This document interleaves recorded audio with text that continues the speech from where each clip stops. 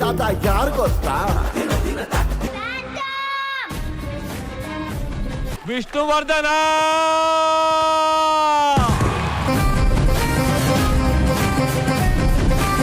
ಕೈ ಕರ್ನಾಟಕದ ಆಸ್ತಿ. ಈ 5 ಬೆರಳಲ್ಲಿರೋದು 5 ಕೋಟಿ ಕನ್ನಡಿಗರ ಶಕ್ತಿ. ಇತ್ತೀಚೆಗೆ ಮಾರ್ಕ್ ಚಿತ್ರದ ದಾದಾ ಯಾರ್ ಗೊತ್ತಾ ಅನ್ನೋ ಹಾಡು ವೈರಲ್ ಆಗ್ತಾ ಇರೋ ಈ ಸಮಯದಲ್ಲೇ ಅಭಿಮಾನಿಗಳ ಬಾಯಲ್ಲಿ ಒಂದೇ ಉತ್ತರ ಗಟ್ಟಿಯಾಗಿ ಕೇಳಿ ಬರ್ತಾ ಇದೆ. ದಾದಾ ಅಂದ್ರೆ ಒಬ್ಬರೇ, ಸಾಹಸ ಸಿಂಹ ಡಾಕ್ಟರ್ ವಿಷ್ಣುವರ್ಧನ್. ಈ ಮಾತುಗಳು ಬರೀ ಹಾಡಿನ ಸಾಲು ಅಲ್ಲ, ಕನ್ನಡಿಗರ ಮನಸ್ಸಿನ ಆಳದಿಂದ ಬಂದ ಗೌರವದ ಕೂಗು. ಇಂದು ಸಾಹಸ ಸಿಂಹ ಡಾಕ್ಟರ್ ವಿಷ್ಣುವರ್ಧನ್ ಅವರ 16ನೇ ವರ್ಷದ ಪುಣ್ಯ ಸ್ಮರಣೆ. ಈ ಹಿನ್ನೆಲೆಯಲ್ಲಿ ಬೆಂಗಳೂರಿನ ವಿಷ್ಣುವರ್ಧನ್ ರಸ್ತೆಯಲ್ಲಿರುವ ಜೆಎಸ್ಎಸ್ ಕಾಲೇಜು ಮುಂಭಾಗದಲ್ಲಿ ಅಭಿಮಾನಿಗಳು ಸೇರಿ ಭಾವಪೂರ್ಣವಾಗಿ ಪುಣ್ಯ ಸ್ಮರಣೆ ಆಚರಿಸಿದ್ರು. ಅಭಿಮಾನ್ ಸ್ಟುಡಿಯೋದಿಂದ ಕೇವಲ 200 ಮೀಟರ್ ದೂರದಲ್ಲಿರುವ ಈ ಜಾಗದಲ್ಲಿ ತಾತ್ಕಾಲಿಕ ಮಂಟಪ ನಿರ್ಮಿಸಿ ವಿಷ್ಣು ಅವರ ಭಾವಚಿತ್ರವನ್ನಿಟ್ಟು ಪೂಜೆ ಸಲ್ಲಿಸಲಾಯಿತು. ಪುಣ್ಯ ಸ್ಮರಣೆ ಅಂಗವಾಗಿ ರಕ್ತದಾನ, ಅನ್ನದಾನ ಶಿಬಿರಗಳನ್ನು ಹಮ್ಮಿಕೊಳ್ಳಲಾಗಿತ್ತು. ಇದು ಯಾವ ಸರ್ಕಾರದ ಕಾರ್ಯಕ್ರಮವೂ ಅಲ್ಲ, ಯಾವುದೇ ಪ್ರಚಾರದ ವೇದಿಕೆಯೂ ಅಲ್ಲ. ಇದು ಶುದ್ಧ ಅಭಿಮಾನಿಗಳಿಂದ ಹುಟ್ಟಿದ ಕಾರ್ಯಕ್ರಮ. ಆದ್ರೆ ಈ ಪುಣ್ಯ ಸ್ಮರಣೆ ನಡುವೆ ಅಭಿಮಾನಿಗಳ ಹೃದಯದಲ್ಲಿ ನೋವು ಮಡುಗಟ್ಟಿತ್ತು. ಒಂದು ಕಣ್ಣಿಗೆ ಬೆಣ್ಣೆ, ಇನ್ನೊಂದು ಕಣ್ಣಿಗೆ ಸುಣ್ಣ ಅನ್ನೋ ಮಾತು ವಿಷ್ಣುವರ್ಧನ್ ಅವರ ವಿಚಾರದಲ್ಲಿ ಪದೇ ಪದೇ ಕೇಳಿ ಬರ್ತಾ ಇದೆ. ಯಾಕಂದ್ರೆ ಬದುಕಿದ್ದಾಗ್ಲೂ ಅವಮಾನ, ಹಿಂಸೆ, ಸಾವಿನ ನಂತರವೂ ಅವರ ಆತ್ಮಕ್ಕೆ ನೆಮ್ಮದಿ ಇಲ್ಲದಂತೆ ಮಾಡಿದ ಅನುಭವ ಅಭಿಮಾನಿಗಳನ್ನ ಕಾಡ್ತಾ ಇದೆ. ಇಂಥ ಒಬ್ಬ ಮಹಾನ್ ಕಲಾವಿದ ಕನ್ನಡ ನಾಡಲ್ಲಿ ಹುಟ್ಟಿದ್ದೇ ತಪ್ಪ ಅನ್ನೋ ಪ್ರಶ್ನೆ ಕೂಡ ಕೆಲವರ ಮನಸ್ಸಲ್ಲಿ ಮೂಡ್ತಾ ಇದೆ. ಇದೇ ವ್ಯಕ್ತಿ ಬೇರೆ ಭಾಷೆಯ ನಟ ಆಗಿದ್ರೆ ಅವರನ್ನ ಯಾವ ಎತ್ತರದಲ್ಲಿ ಇಟ್ಟು ಮೆರೆಸ್ತಾ ಇದ್ರು ಅನ್ನೋ ಹೋಲಿಕೆ ಕೂಡ ಕೇಳಿ ಬರ್ತಾ ಇದೆ.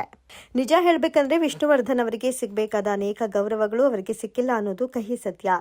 ಅವರು ಅಜಾತ ಶತ್ರು, ಯಾರನ್ನು ಕೆಣಕಿದವರಲ್ಲ, ಯಾರಿಗೂ ಅನ್ಯಾಯ ಮಾಡಿದವರಲ್ಲ. ತಮ್ಮ ಬದುಕಿನುದ್ದಕ್ಕೂ ಎಷ್ಟೇ ಅವಮಾನ, ನೋವು, ಹಿಂಸೆ ಅನುಭವಿಸಿದ್ರೂ ಕೂಡ ಯಾರ ವಿರುದ್ಧವೂ ಬಹಿರಂಗವಾಗಿ ಬೇಸರ ಹೊರಹಾಕಿದವರಲ್ಲ. ಬಂದ ನೋವನ್ನೆಲ್ಲ ನಂಜುಂಡನಂತೆ ಒಳಗಿಟ್ಟುಕೊಂಡು ಮೌನವಾಗಿ ಗೆದ್ದು ತೋರಿಸಿದವರು. ಮಾಡಿದ ತಪ್ಪಿಗೆ ಶಿಕ್ಷೆ ಅನುಭವಿಸಿದ್ರು. ಆದ್ರೂ ಅಲ್ಲೇ ನಿಂತಿಲ್ಲ, ಯಾರು ಊಹಿಸದ ಎತ್ತರಕ್ಕೆ ಬೆಳೆದ್ರು. 200ಕ್ಕೂ ಹೆಚ್ಚು ಸಿನಿಮಾಗಳಲ್ಲಿ ನಾಯಕನಾಗಿ ಮಿಂಚಿದ್ರು.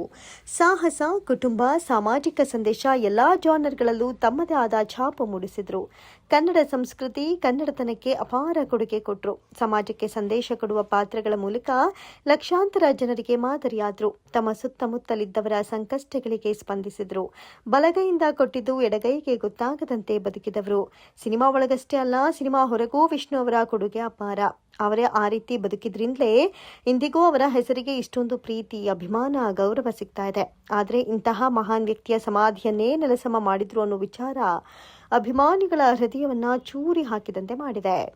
ಇದಕ್ಕಿಂತ ಅನ್ಯಾಯ ಮತ್ತೊಂದಿಲ್ಲ ಅಂತ ಕಣ್ಣೀರು ಹಾಕಿ ಅಭಿಮಾನಿಗಳು ಪ್ರಶ್ನೆ ಕೇಳ್ತಾ ಇದ್ದಾರೆ. ಎಲ್ಲಿದೆ ನ್ಯಾಯ? ಇದೀಗ ಮತ್ತೊಂದು ಗೊಂದಲ.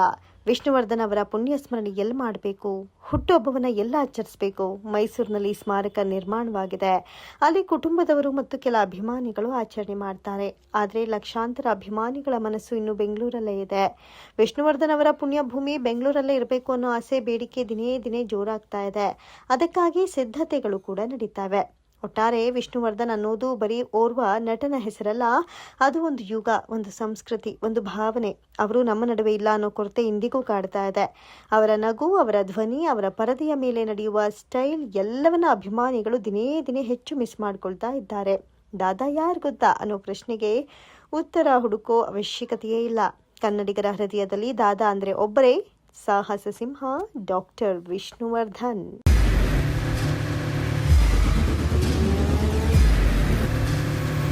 ಪ್ರಜಾಮಾರ್ಗ ನ್ಯೂಸ್, ಇದು ಜನಸಾಮಾನ್ಯರ ಧ್ವನಿ. ನಮಸ್ಕಾರ. ನೀವು ನೋಡ್ತಾ ಇದ್ದೀರಾ ಪ್ರಜಾಮಾರ್ಗ ನ್ಯೂಸ್. ರಾಷ್ಟ್ರದ, ರಾಜ್ಯದ, ರಾಜಕೀಯದ ಬಗ್ಗೆ ಹೆಚ್ಚಿನ ಸಿನಿಮಾ ಅಪ್ಡೇಟ್ಗಳಿಗಾಗಿ ಫಸ್ಟ್ ಲೈಕ್ ಮಾಡಿ, ಸಬ್ಸ್ಕ್ರೈಬ್ ಆಗಿ, ಹಾಗೆ ಫಾಲೋ ಕೂಡ ಮಾಡಬೇಕು.